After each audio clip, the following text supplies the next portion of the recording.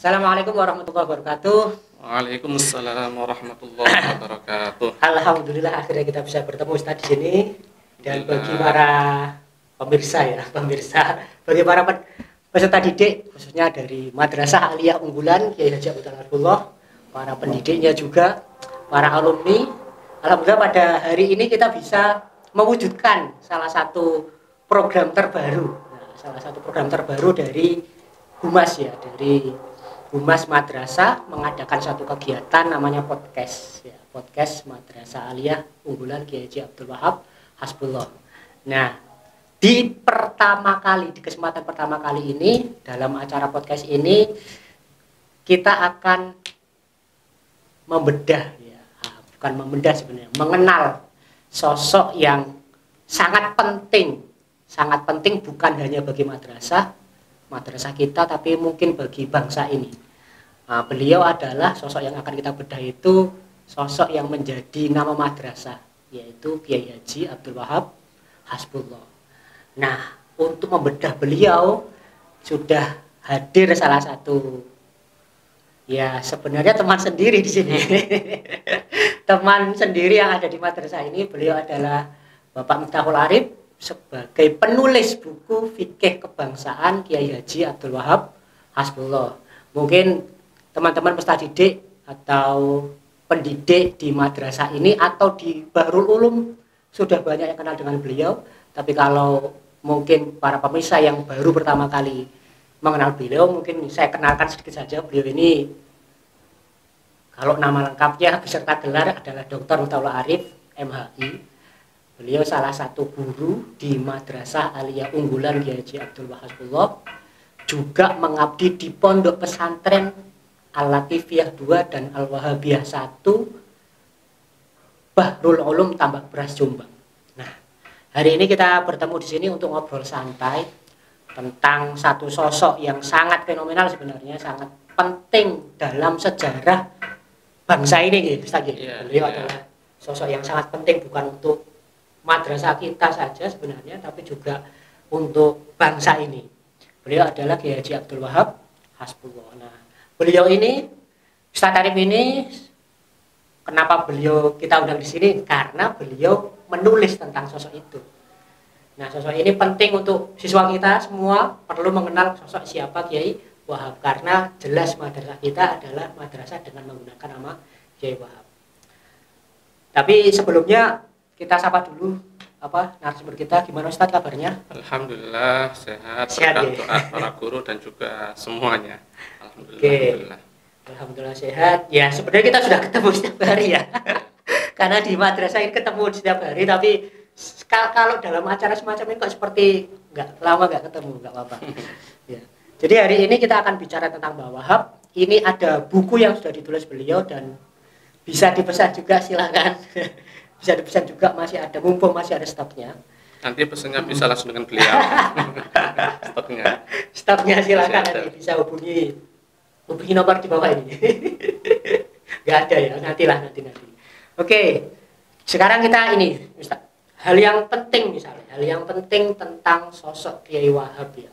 Banyak mungkin para santri, para siswa belum kenal dengan beliau. Walaupun sebenarnya dalam perjalanan sejarah beliau itu sosok yang sangat penting. Oleh karena itu kita perlu mengenal dulu sosok beliau. Nah, di beberapa referensi kelahiran beliau itu ada yang berdebatkan. Nah, mungkin setelah jangan meneliti buku ini, dari perdebatan tanggal kelahiran beliau itu menurut jenengan mana yang lebih pas? Iya. Terima kasih, Ustaz. Ya.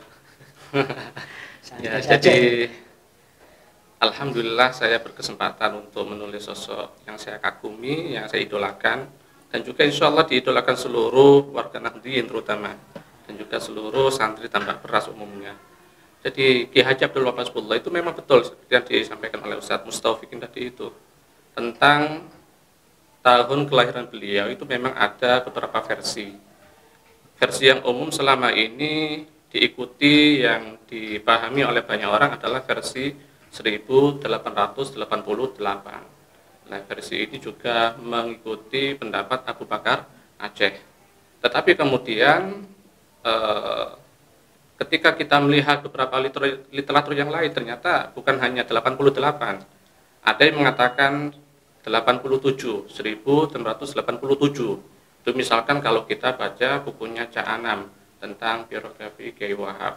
Beda lagi kalau misalkan kita baca biografi Kiai Wahab yang ditulis oleh Kirkvili, itu bahkan jauh lebih tua. Jadi kisaran 83 sampai 84 kelahiran beliau.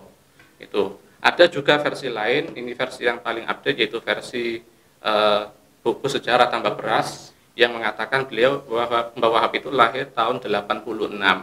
Lah, bagaimana kemudian kita menyikapinya dari beragam perbedaan tersebut? Saya kemudian mencoba menggali informasi dan ternyata saya temukan sebuah data yang itu juga ditulis sendiri oleh Kiai Wahab, ditulis di majalah Suara Nahdlatul Ulama tahun 1927 kalau tidak salah.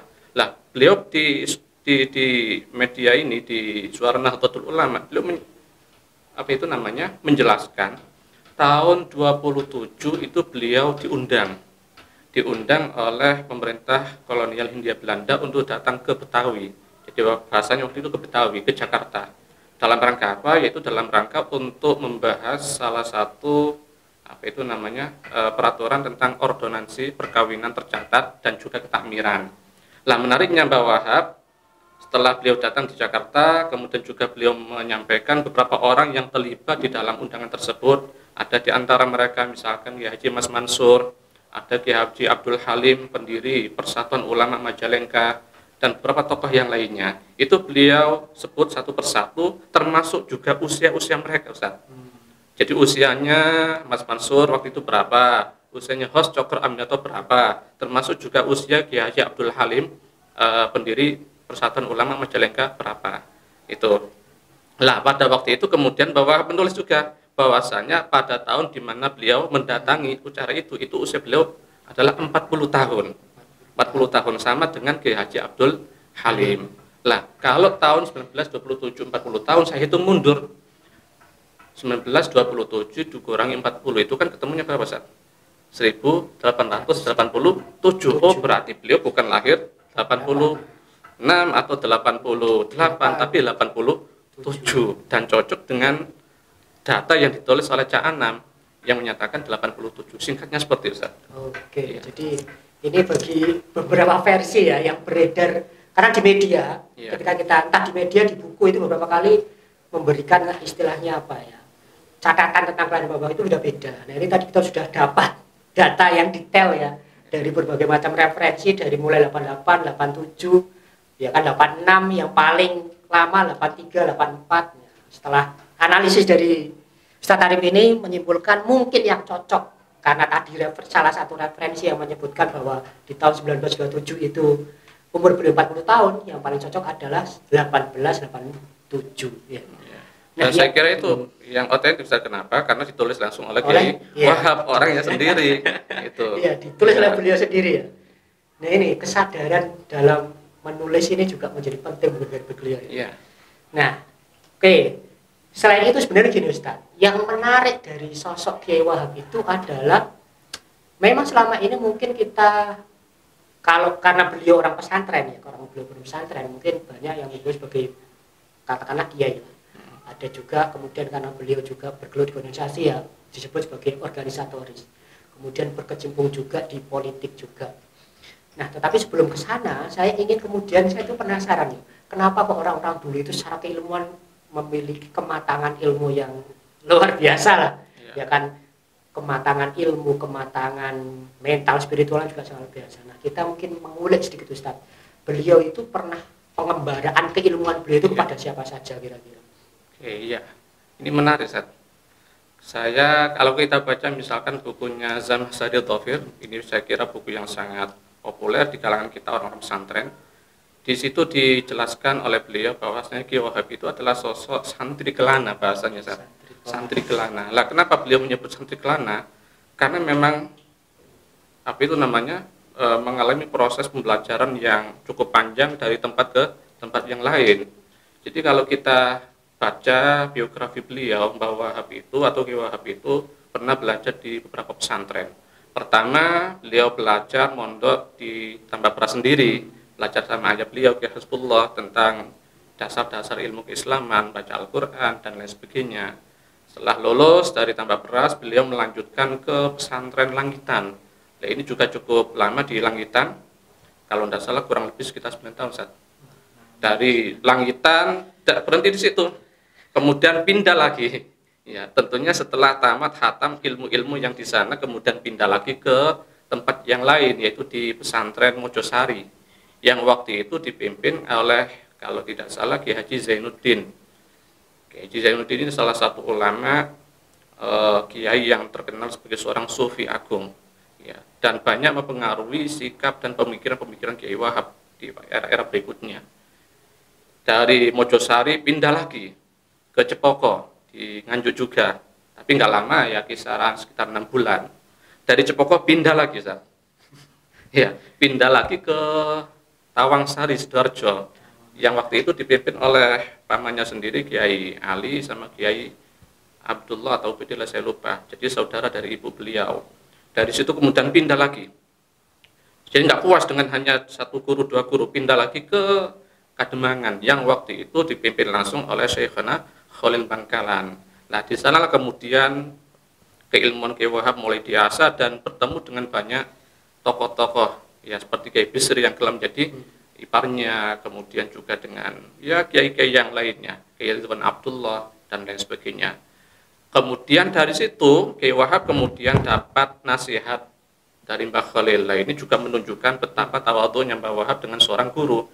Diarahkan ke sini ya ikut ke sini, seperti itu.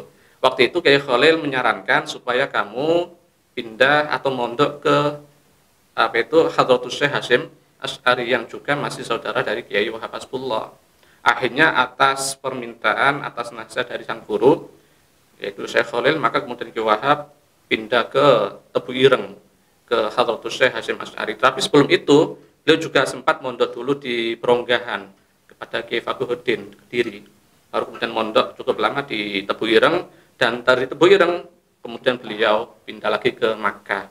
Dan di Makkah inilah kemudian beliau menjumpai banyak ulama dan juga belajar pada banyak ulama, baik ulama Nusantara yang waktu mukim di sana maupun ulama dari berbagai negara yang lainnya. Saya kasih contoh, misalkan beliau belajar pada Syekh Mahfud At-Turmusi, yang juga beliau ini Ustaz Mustafa ini dari Termas, ya, jadi anak ideologis dari Syekh Mahfud At-Turmusi, dan ini merupakan salah satu guru utama beliau, Syekh Mahfud At-Turmusi.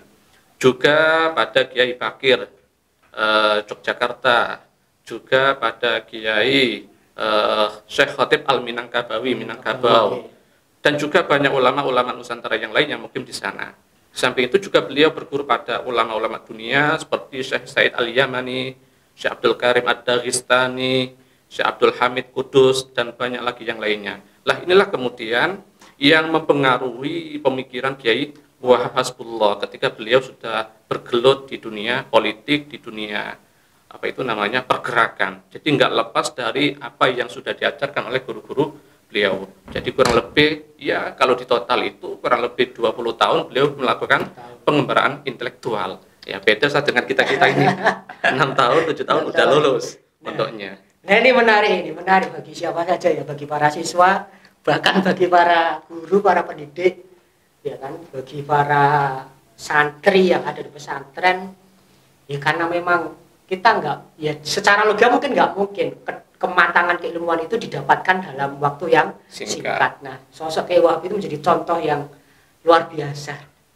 Dari satu pondok, di pondok saja, kita itu sepertinya kalau mondok dulu di satu pondok saja sudah kayak sowe gitu ya.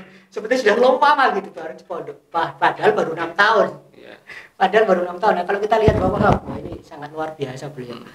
Tapi penting usah digarisbawahi, pindahnya beliau itu setelah beliau betul-betul menguasai, selesai khatam keilmuan di situ. Tidak kemudian belum selesai pindah. Nah itu nanti konyol nanti itu. Kata para ulama, al-intiqal alamatu konyol. Pindah-pindah pondok sebelum menamatkan pelajaran itu alamat konyol. Lambawam tidak seperti itu. Matangkan dulu satu fan, baru kemudian bisa pindah ke pondok yang lain, seperti itu. Ini luar biasa. Selama ini kan mungkin yang beredar entah itu di media, di tulisan-tulisan itu kan guru beliau Kiai Hasyim Asy'ari. Nah, padahal sebelum itu pengembarannya sangat panjang ya, sangat panjang dari Langitan, Mojosari, ya kan Cempoko misalnya ya kan. Nah, kemudian di Tawangsari tadi, Kademangan ya, di pesantren Syekh Khalil, kemudian baru ke Tebuireng. Nah, kemudian belum lagi ke Makkah Al-Mukarramah, karena memang salah satu, ya itu mungkin salah satu bukti apa namanya, sanad keilmuan ulama-ulama Nusantara memang dari dulu itu sudah sangat bersambung. Memang kalau kita teliti juga Kiai Hasyim juga di Mekah juga ketemu dengan Syekh Mahfud, Kiai Bisri juga ketemu dengan beliau, dan menjadi salah satu rujukan ya Syekh Mahfud itu luar biasa beliau. Salah satu memang yang saya dengar ya, yang saya ketahui tentang Syekh Mahfud itu, walaupun beliau secara keilmuan dikenal di dunia sebagai ahli hadis, tapi beliau juga memiliki karya di bidang usul fikih.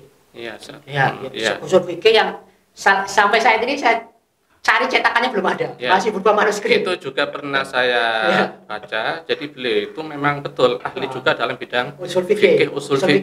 Usul fikih itu salah satunya beliau nulis. Jadi kita kalau di pesantren itu tentu mengenal kitab Jam'ul Jawami, itu babonnya kitab usul fikih. Lah, Jam'ul Jawami itu dikuasai dengan baik oleh Syekh Mahfud, dan beliau menulis syarahnya, Ustaz. Nah itu. Syarahnya itu berjudul Is'aful Matalib. Is'aful Matalib. Ini saya cari ternyata ada PDF-nya, dan itu sudah dikaji oleh orang luar menjadi disertasi. Saya cari naskahnya di Indonesia, aku belum dapat. Itu. Saya pernah ketika Gus Bah ke Termas, itu kan bawa naskahnya, Ustaz. Malah di Gus Bah itu punya naskahnya dan dibacakan di depan Mas Muhammad Ali waktu itu. Dibacakan ini loh karya Syekh Mahfud, dibacakan salah satu babnya. Tapi memang itu belum menjadi, artinya belum dikatakanlah belum dicetak atau belum ditulis ulang. Nah, itu yang perlu pentingnya kemudian untuk menelusuri jejak ilmuwan, dan sepertinya itu yang kemudian salah satu keahlian yang menurun ke Kiai Wahab. Iya, betul. Itu saya tulis juga. Jadi Syekh Mahfud itu kan selama ini dikenal sebagai ahli hadis. Sehingga kemudian keahliannya itu diturunkan pada murid-murid beliau, salah satunya adalah Hadratus Syekh Hasyim Asy'ari, yang kemudian akhirnya ketika beliau pulang ke Indonesia membuka pengajian Sahih Bukhari, Sahih Muslim. Tetapi kemudian yang saya lihat ada hal lain yang dimiliki oleh Syekh Mahfud yang itu diturunkan pada muridnya yang lain. Apa itu? Keahlian beliau dalam bidang usul fikih itu diwariskan pada Kiai Wahab Hasbullah, seperti itu. Nah, berarti sebenarnya sanad ditambah beras ini. Kalau Kiai Wahab berarti Kiai di usul ya. Ini perlu kita catat bareng-bareng agar tidak luntur sebenarnya. Nah, kita berpindah misalnya ke karya. Nah, karya ini selama ini mungkin tidak banyak orang yang kenal dengan karyanya dari Kiai Wahab, karena